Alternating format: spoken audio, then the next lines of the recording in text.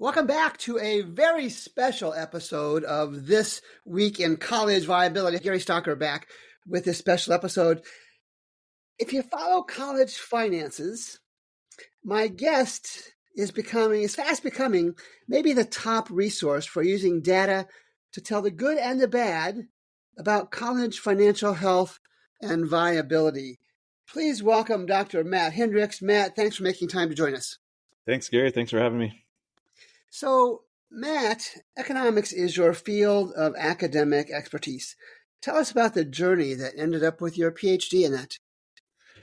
Yeah. So I guess I initially decided that I wanted to do a PhD just kind of interacting with my faculty at my undergraduate institution, which was a really small institution. And I was really curious about economic research, particularly trade policy, which was a hot topic back then and has now become a hot topic today. Yeah. It was sort of through the small college field that I had and the relationships I built with my sort of mentors at my undergrad institution that I decided, wow, I really like economics and I want to do an advanced degree in it and maybe teach someday. And so that's the path that I chose. Ended up at the University of Minnesota doing a applied economics degree path, which is a bit different than a traditional econ path. It's more data focused. Econometrics is like required. Econometrics is just a fancy word that we use for stats, right? A lot of stats that's sort of specialized in what we do in economics, a lot of it's trying to tease out the causal effect of, if you change one policy lever, how does that, and hold everything else fixed, how does that impact the outcome? Interesting. My training was really heavily focused on that. And I was a trade economist initially, but turns out trade data is not as interesting. And there's not as many, I like using bigger data sets. And I sort of naturally moved into a different field, which is labor economics, where you have big data sets and sometimes really important questions, right? And to me, the most important question at the time was how can we improve worker productivity in the education field? So I'm talking about teachers primarily. I don't really care so much about the productivity of, somebody working at a plant or something.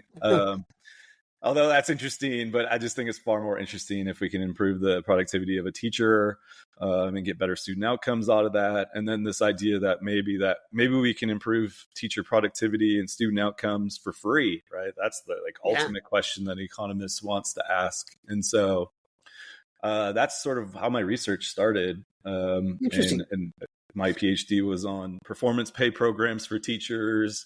And that's really where my career started, was all about teacher compensation and higher and education policy, but mostly focused on K-12 kind of policies.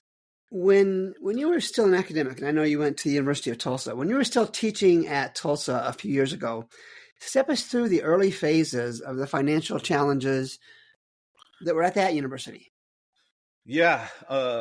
So I guess the first I heard that we had financial issues was in an email that our retirement contributions were going to zero immediately, and which was kind of a shocker because I'd actually joked with some of my classmates from back in my PhD program that my school's got like endless amounts of money. It's got a huge endowment. It's got all this oil money from years back. And I was going to conferences and our school was paying for all of my stuff and they had to keep receipts and all this. And I didn't. So I was like, I got a pretty nice gig here. And I'd always joke that it's oil money to them. And it was a funny thing when I'd see them at conferences. But then all of a sudden our retirement went to zero. So I was like, holy cow, that's like an abrupt change, right? And yeah, there's a lot of confusing things happened. Like there were rumors that we were building buildings like crazy. And then there was rumors that we were going to build a new building for my department, among others. And so to have our retirement cut to zero just out of nowhere, it didn't jive with those rumors at all. So I decided to, well, actually at first I didn't, I just kind of ignored it because I was really busy with my own research, and last thing I want to do is spend any time. I wasn't tenured, I don't think, when they first cut that. So a bit of time passed, and then the administration came out with another plan, which was to basically cut over half of our academic programs. And then it really didn't make sense to me. I'm like, wow, that's pretty dramatic, going from seemingly building buildings at will to we had a $1.4 billion endowment, I believe, at that moment, and only 4,000 students. So you just do a little bit of math there, you realize we've got a lot of money that's just free, right? We don't have to generate a lot of revenue to support the academic side of the institution. So that's when I really got perked up. And of course, it was very controversial, the plan. And I decided I'm going to start looking at iPads and all the other data sets that are available for higher ed, which I'd never analyzed until this moment. And yeah, thankfully, there's great data in higher ed. In fact, in many ways, better than in K-12, which was amazing. So I just started looking at the data. Initially, I thought I was going to see, huge deficits and, big spending on instruction and lots of waste. And that's why they're, wanting to cut some of these programs and all that. But it turned out it wasn't that at all.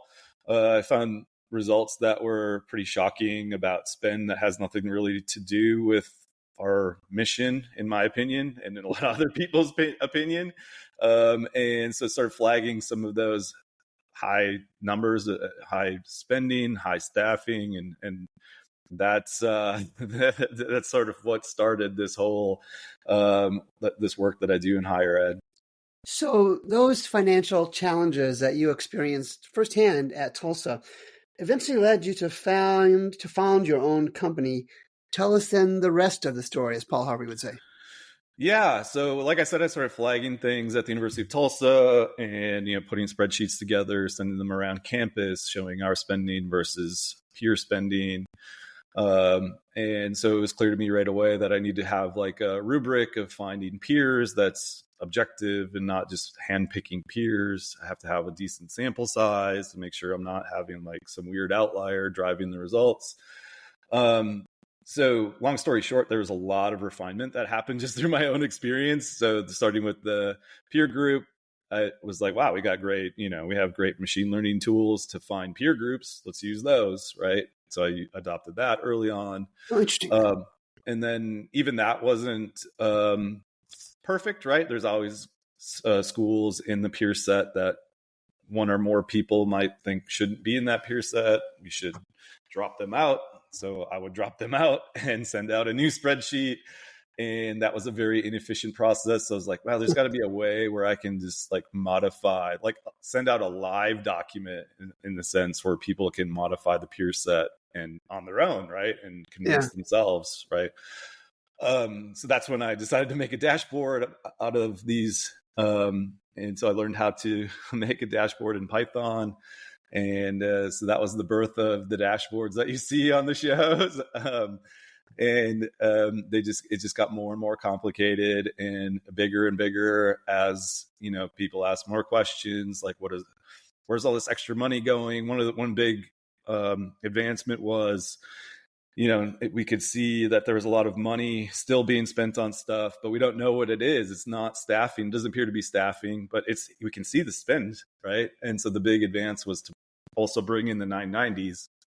And then you can see a lot more about sort of the black box of where's all this other money going to these vendors, right? These are huge vendor contracts, and there's a lot of them.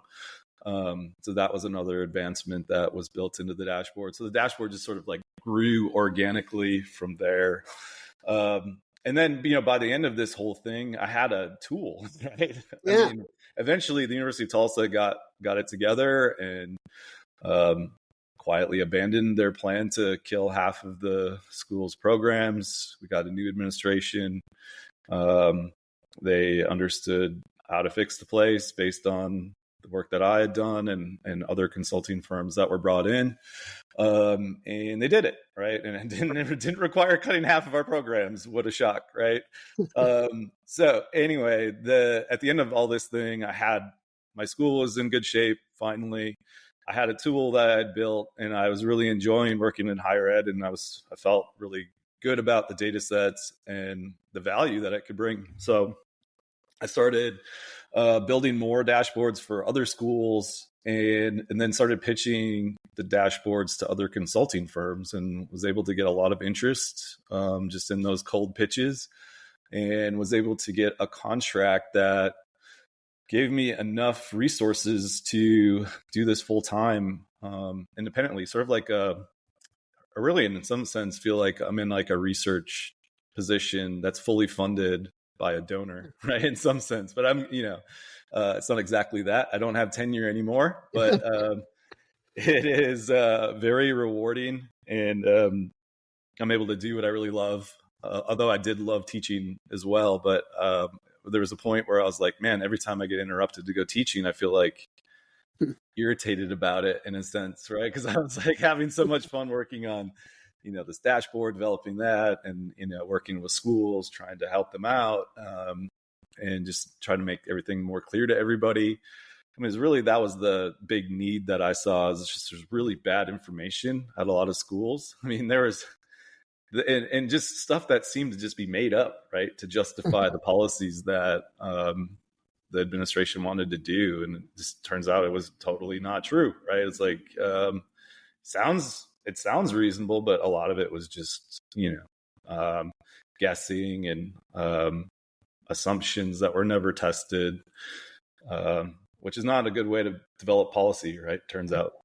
So Matt, Perspective Data Science, PDS, Perspective Data Science, is a company you founded in 2021.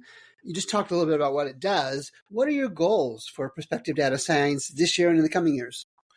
Yeah, so it's a little different. It's a business, but it's a mission-driven business. My mission has always been to try to.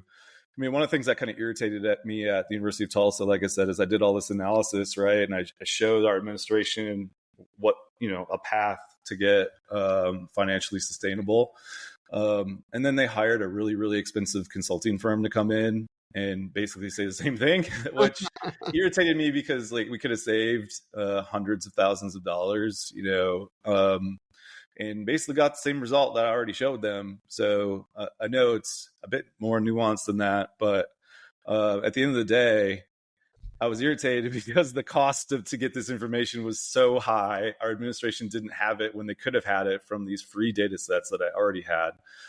So I made it my mission to just help schools get better information, to make better policy decisions, and to do it in a way that they can afford it, right? Not every school can afford to pay $500,000 or $1 million for somebody to analyze iPads and some other data sets for them, right? I want to do it for a price that any school can afford, and we do that right now, right? I mean, Gary, the prices that we charge, and it's totally reasonable. Right. Yeah. So I want to talk in particular about some of the technology that you used, Matt.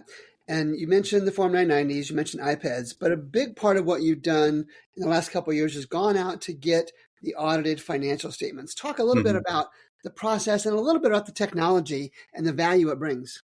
Yeah. So, going back to my time at the University of Tulsa, working with the finance people at the school, it was clear that iPads had some serious shortcomings. In fact, that's one of the ways that they tried to sort of, push back against my research, which was that iPads is old, is one that you probably heard, Gary, right?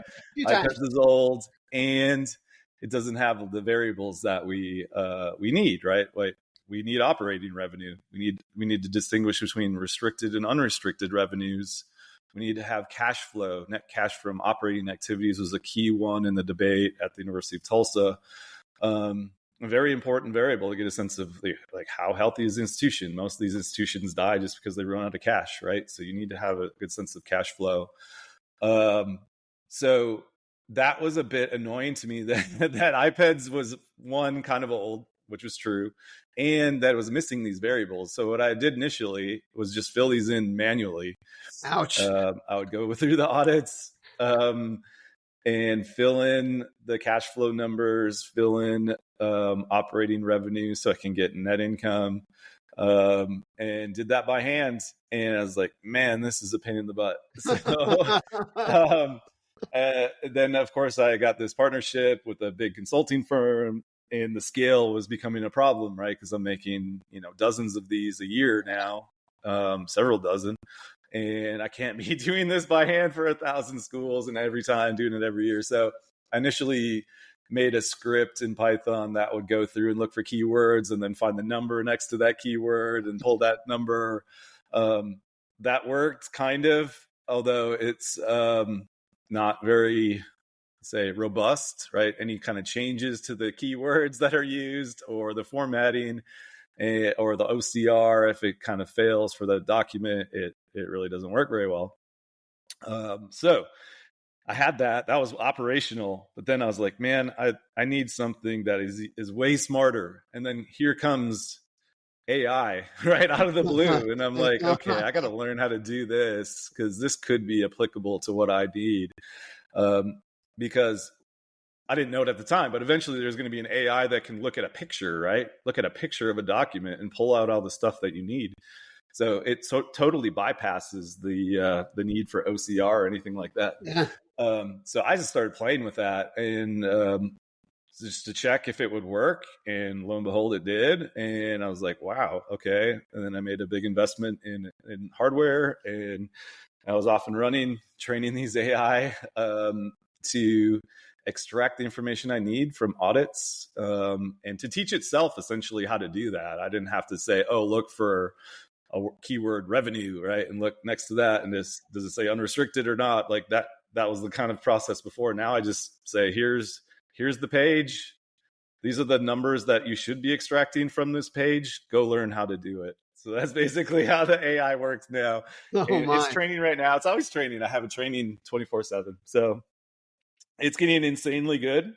As you've seen, I've made a database already. Yeah. With almost all of, actually about all of the audit data I have now. I just haven't put it all into my database quite yet, but that's coming probably in the next couple of weeks. But yeah, it's pretty remarkable. It can just look at a picture of a page, and I can say, pull out the assets section of the balance sheet, and it'll do it and pull it out, and it's perfect format and everything. So I think remarkable is an understatement to describe what you did with that, Matt. But let's get to the products themselves. So you've got 3 basic products. One is a trial, and the other 2 are paid products. Talk about those. Yeah, so the main product that I've been selling and that sustains my business is what we call now the Strategic Compass.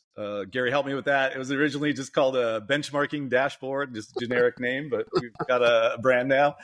So yeah, Strategic Compass, and that's the one I started developing probably back in 2018 or so out of necessity, and has now morphed into this sort of giant tool that you can ask it basically any question you want about a variable and compare yourself to your peer set and other schools and filter the peer set. There's a lot of different capabilities there. So we sell that tool. That's our most expensive tool, but very reasonable. Even for a tiny school of 500 students, you can afford it. It's definitely worth it. So you should check it out. But make that tool and a report and go through it with whoever purchases the tool, go through it and find detail with them, show them the stuff that I see, show them how to use it to find their own stuff they might want to focus on, and generate dozens, usually several dozen policy recommendations out of that, right? There's and things to check, questions to ask, right? It really sort of blows up from there. So that's one tool. The next is the Advanced Financial Compass, which is basically a front-end dashboard capability for the audit database that I just talked about. That's using the private school audits to build this huge database. The AI goes through, pulls all this data for me, and I put it in a database that has over 1 million values in it, over 10,000 schools, or school years, right? We have like 9 years and 1,300 schools or so. So it's become a really big database. But that Advanced Compass allows the user to pick a school, pick a bunch of peer set schools to compare to you, and look at basically anything that's in the audit, compare yourself to the other schools over time, And it's a great way to identify areas at a high level financially that you need to focus on, right? If you can look at things like, how tuition reliant are we? Are we getting more tuition reliant or less? How's our endowment growing, right? Which is related to tuition reliance. Right. If our endowment is not growing and everybody else is growing to like 70, 80% over the last 8 years, that's a huge problem for us because they will be able to undercut us on net tuition and we cannot compete, right?